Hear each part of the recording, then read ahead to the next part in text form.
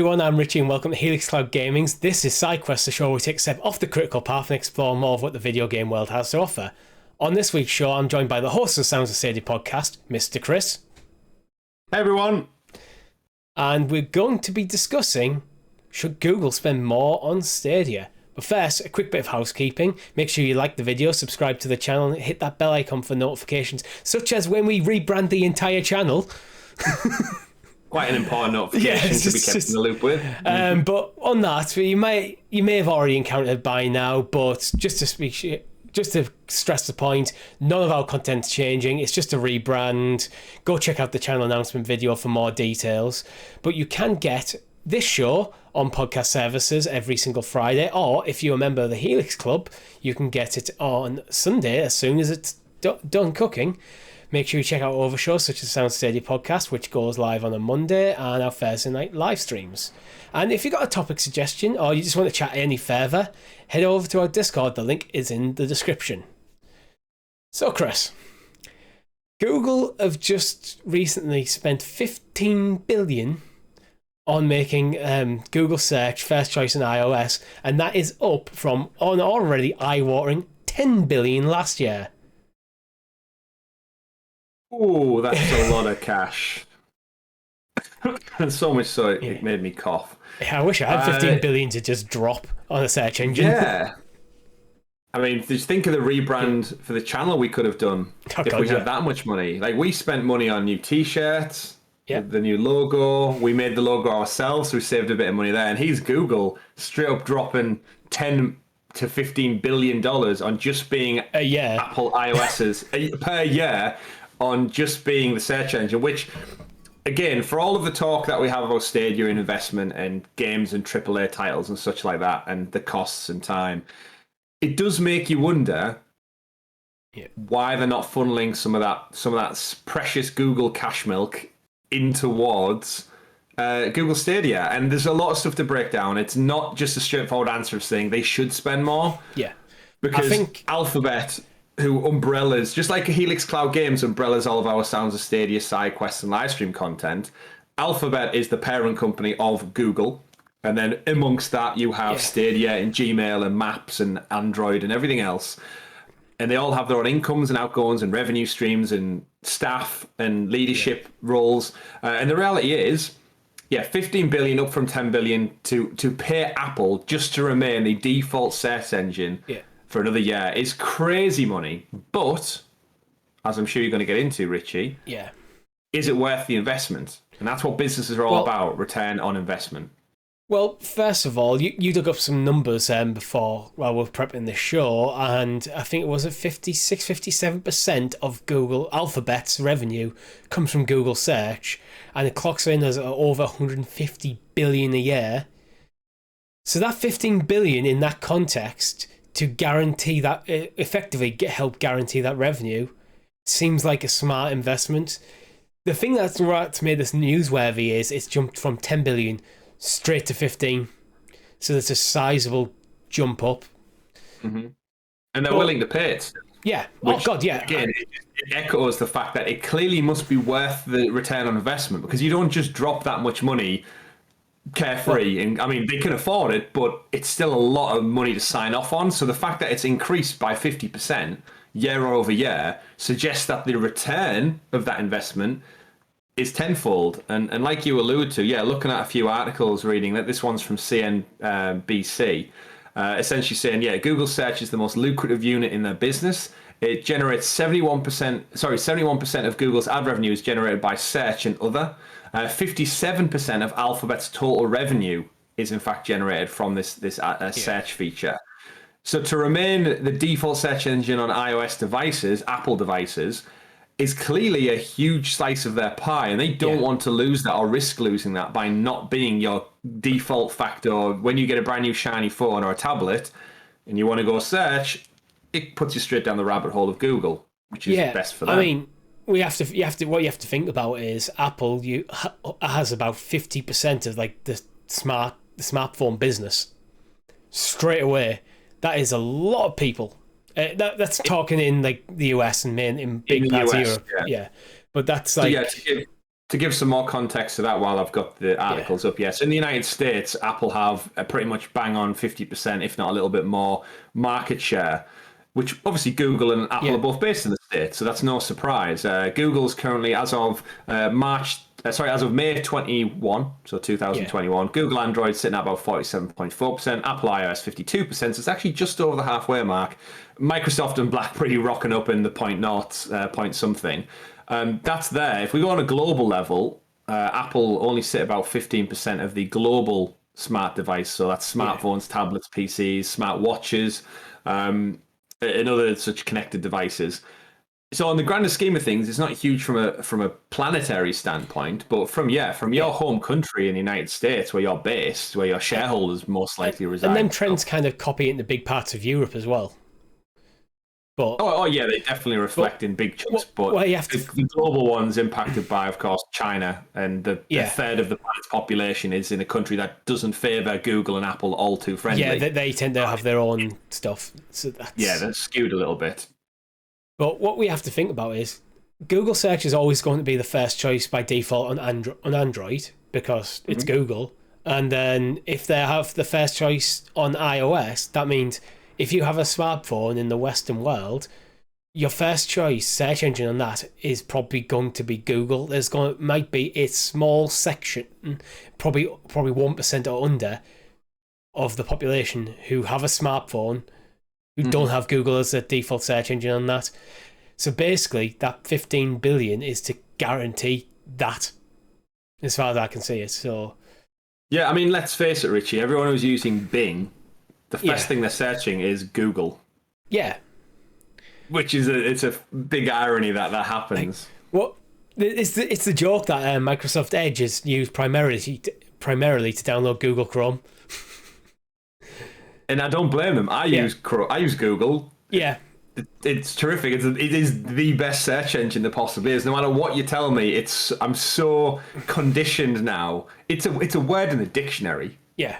Just Google it. Like everybody does it. Google it, Google it, Google it. Sorry if that's triggered anyone's smart devices. But it's reported that the reason for the increase is largely to basically stave off any attempts by Microsoft to get Bing on iOS.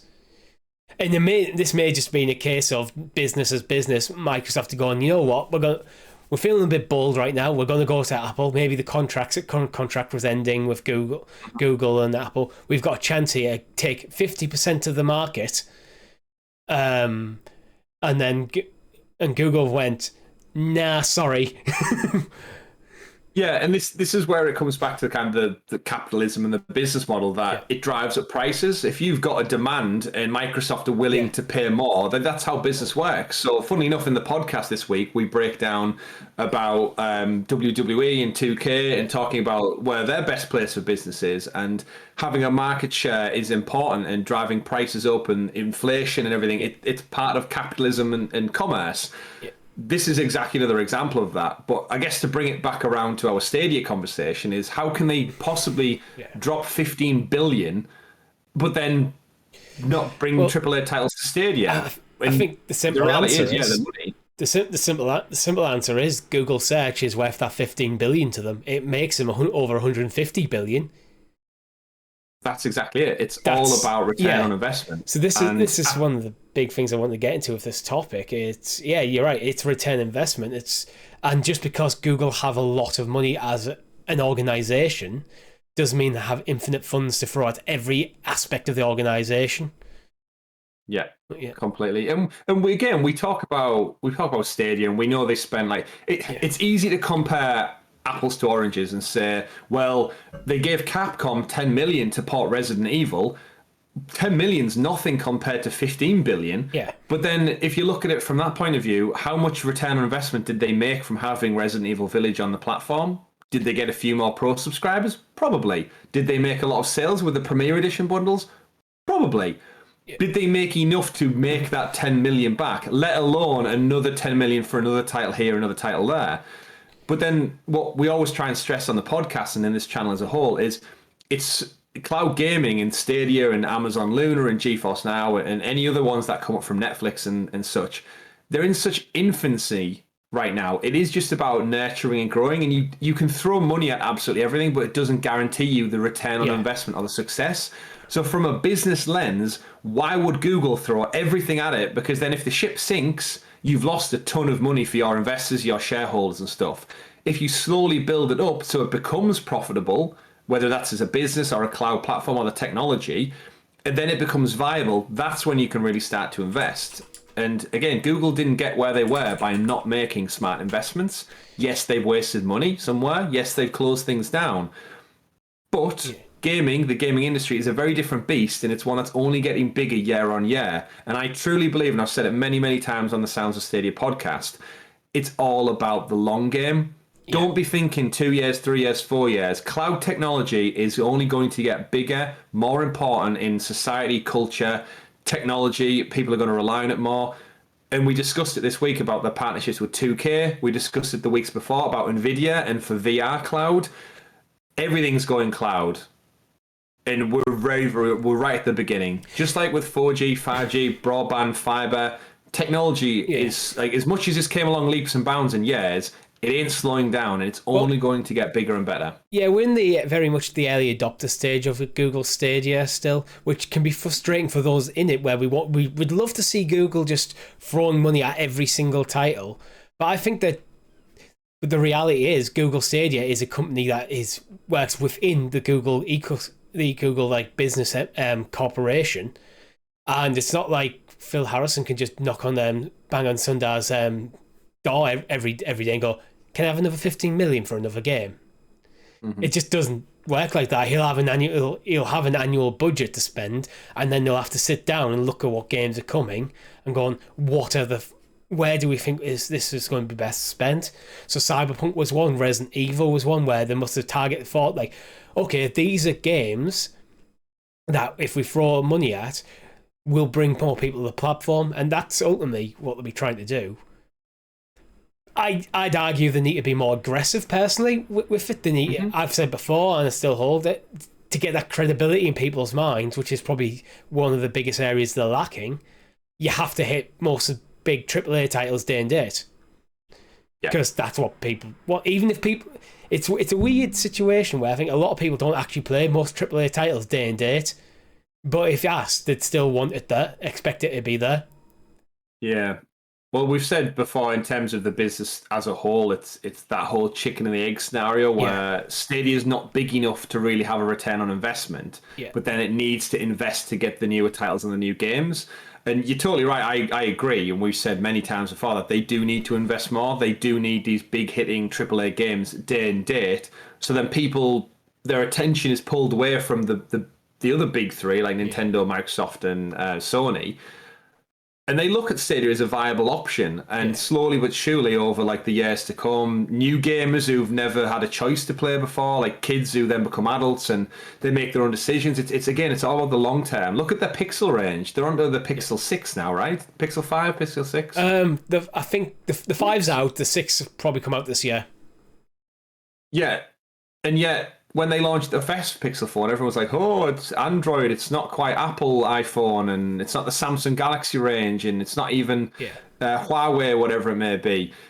But here we are, 6 iterations on, and more people have them, and the features get better and bigger, and that's just technology. You iterate, you evolve. And the great thing with Stadia is, I said it on the podcast we were guests on the other day, but all the big moves Microsoft's done, all of the billions Microsoft put into acquiring Bethesda recently, all of those decisions came off the back of a 7-year console cycle where they weren't in pole position. Sony kicked the shit out of them PS4 generation.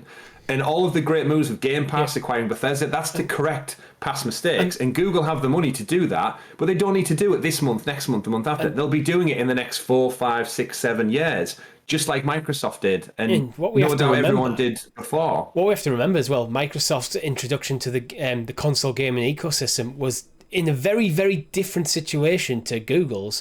At the time, Sega was gone. Nintendo had been very Nintendo about things, as they always are, which left Sony on their own. There was no direct competitor to Sony when Microsoft kind of launched into that ecosystem. So they launched as effectively as an alternative to the PlayStation. Google are trying to enter it when Microsoft is already well established. And also Microsoft didn't come from nothing. They had Microsoft Game Studios already exist. You might remember things like Age of Empires, Flight Simulator. They already had these franchises established because they're being big on in the PC space, so they already had everything to succeed immediately. I don't think Google had that, and I think maybe they underestimated it a bit with Stadia Games and Entertainment. Yeah, I mean, that's a whole different conversation we could go into about they could have doubled down and it would have cost them millions and millions, but clearly as a business, again, talking about return on investment, how much has already been invested? Yeah, exactly. Do you cut your losses now or do you plan ahead? And it doesn't mean they've scrapped anything. It just means they've changed direction. Well, they did scrap Stadia Games and Entertainment. I mean, yeah, they didn't scrap Stadia. But in terms of like a business, that's how businesses survive. They adapt, they become flexible. They're essentially entrepreneurs in their own right in doing new things. And cloud gaming is so new. And Stadia, Luna, they're all pioneers in this brand new field that's other companies have attempted it before, but not on a scale that we're looking at now because the industry is bigger than it ever has been. I'd imagine the thing is, a company like Google launching something like Stadia will have a very detailed business plan full of different contingencies. And maybe the plan was to come out the gates hard in the first year, but then things like Doom got moved, they had to backtrack on some certain elements of the tech because they weren't quite ready. COVID. So maybe that the clearly targeted that year before the PlayStation 5 and Xbox Series consoles came out, and it just didn't go right for them. So maybe the contingency is, okay, we're going to step back and now we're going to focus on, instead of getting like straight out the gates, let's get a big market share straight out the gate, let's focus on a long-term strategy, which means that they're going to pick and choose the battles when they spend the money. And critically, 15. I think everyone in the Google Stadia team would love to be just have Google invest 15 billion into them, but you have to think about how much have they already invested into Stadia to get the tech up and running before we even knew it was a thing. Yeah, and I think that again, return on investment again as a business. But then when I look back at the last year or so, we've had big AAA titles day and date. Cyberpunk, huge success. Resident Evil, fantastic. Jedi Fallen Order a little bit later, but we got it. We've got Control now. All the Ubisoft ones, Valhalla, Watch Dogs, Immortals. We've got FIFA 22 coming. Like, yes, we don't have Call of Duty and Fortnite, but we're getting some pretty stellar titles. And if the audience they're aiming at isn't the person who plays every single thing, but they might play FIFA, they might want a game like Control, they might want some family games to play out.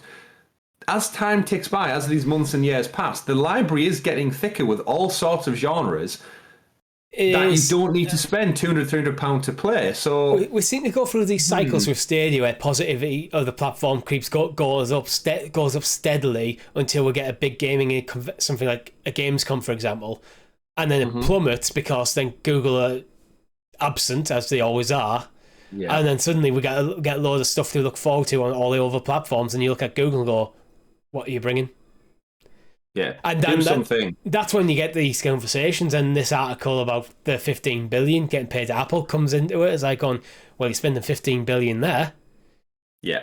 And you can't bother to turn up. And like, it's totally understandable that people go like, what the hell? Yeah. How can you spend that? Spend it over here. Like, you've got the money, and it's like, yeah, but throwing money at everything doesn't just fix stuff instantly. Money doesn't buy you happiness, as the old adage goes. It can relieve stress, though. If you have money, that's one less thing. I mean, it's great. Yeah, I'd quite happily let them give me a couple million to play with. Yeah. But yeah, at its crux, I think it's an interesting story. It's shockingly high amounts of money, but it is for a different part of the business. And we do need to remember, cloud gaming is in such its infancy. Remember Google search engine? It's been around for decades now. It didn't start off this popular and large. Hell, the internet wasn't really even a thing back then. They had to compete with Ask Jeeves. They had to go against the Titan of Alta Vista. Oh, yeah, AOL search as well. Don't forget that. But that's the reality. Like, Google search wasn't the billion-dollar company it was now back then. Just like cloud gaming isn't it's part of the billion-dollar industry, but it's not the biggest part. And that's going to take time. And infrastructure needs to get better. And the library needs to get better. And I believe it will. It just takes time. It's frustrating because I would have loved to seen at a point 2 years into the consoles. Well, our podcast is now 2 years old. we'll come up to 2 years, that they'll be at a point where you can expect most AAA titles day and date. And at the moment, it seems like we get Ubisoft day and date, and then we're left hanging around to see what else might come. It's that silence. I think it's the biggest thing that's killing them. Yeah. By far. It is, yeah. Because people look at... We look at the platform as people invested into the ecosystem to an insane level because we produce content around it, and we're looking around going, what are you bringing? Yeah, like I would say their best, like, aside from games, their next best investment as a business they could do, talking about money and Google paying, is marketing. Yeah. They need to talk about their platform. They need to get games out there. It won't cost the billions that they're spending on this search engine. But just, you're totally right, Richie. The silence is deafening in the terms of they don't talk about like anything really other than the blog post. They're not. They need to do something to get journalists to talk about it. I've always been critical of the blog post because blog post isn't marketing. They're for people already invested in fans. They're the people already in the ecosystem. And half the time I'll read the blog posts and I knew 90% of the stuff on there before I read the post. Yeah. The only caveat is usually the pro games. Yeah. I was in London this past week. Piccadilly Circus, well, the big giant LED screens that light up and push advertisements. What new game that's just got a director's cut do you think I saw blazoned all over that the entire week I was in London? Ooh, I should know this. Oh, director's cut. Yeah, I know. It's Kojima's game. Death Stranding. No. Ghost of Tsushima. Oh, Ghost of Tsushima.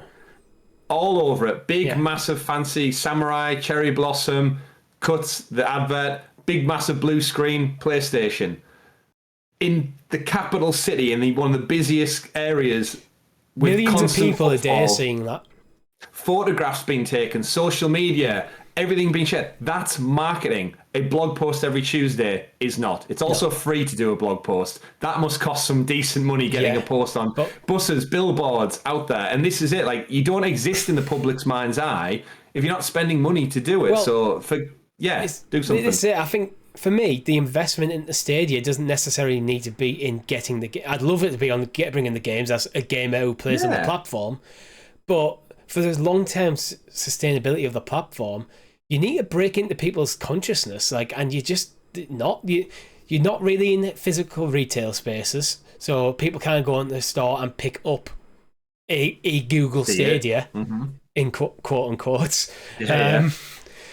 But so then, how do you break in? You have to you need to ram this down people's throat, and that's where I think they need the investment. Like, do a stunt, take that billboard, stick a Chromecast in it, and play Google Stadia on it. Yeah, I mean, they did some stuff with celebrities, like early doors, and that seems to have gone quiet as well. They did stuff, I remember, with IGN initially, and they got celebrities squaring off against each other. They had the good stuff events. They got Xavier Woods to come in and do some other stuff. And then, it's just kind of been all quiet again. The big thing, though, one of the big things is, you need to start acting like you're part of the gaming industry and not some sort of tech company. Yeah. Because tech we've said tech and gaming are not the same things. Like, people expect you to be at things like E3, at Gamescom, at the Game Awards, Paris Games Week. Things like PAX in the US, when that can happen again and stuff. People expect you to have a presence there. Yeah, that's completely right. They should be at all these events. We presumed, like, as fellow gamers, when Stadia was first announced, we default said, they'll be at Game Awards, they'll be at E3. And then they did the Google Connect, and it was like, they're doing, like, presentations like PlayStation and Nintendo tree houses and stuff. And then silence. Yeah, that's the thing. Practically one whole year now. Even if they just did, like, all right, what we're going to do is we're going to have a big blowout every year at E3, and then every other quarter we're just going to do a Connect as an update. It's going to be just a half-hour video giving a bit of an update, keep touching base, what's coming. And the stuff that I find maddening is, like, the blog post. We have friends in the community who basically have shows where they go through the blog posts every single week on their YouTube channels. Stadia has a YouTube channel. Why don't you put it on there, have one of your staff effectively go through it in a quick 5-minute video once a week.